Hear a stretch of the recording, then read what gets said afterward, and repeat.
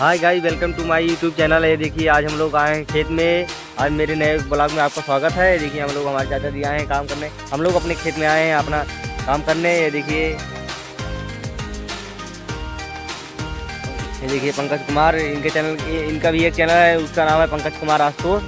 ये देखिए दोस्तों, हमारी आजी भी आए हैं, वहाँ है वो, देखिए वहाँ काम कर रहे हैं वो भी। हम भी आए हैं, हमारे चाचा जी आए हैं। हम लोग यहाँ देखिए अपना अपना काम करने आए हैं।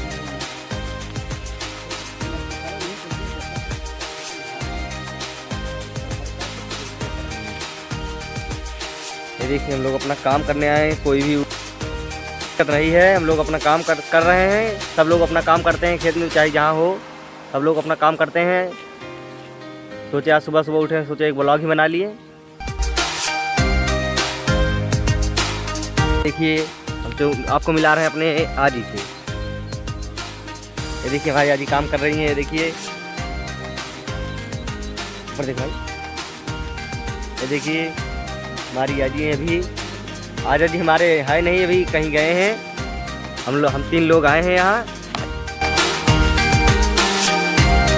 हम लोग ठीक है दोस्तों, अब ज़्यादा बड़ा ब्लॉग नहीं बनाएंगे, इसीलिए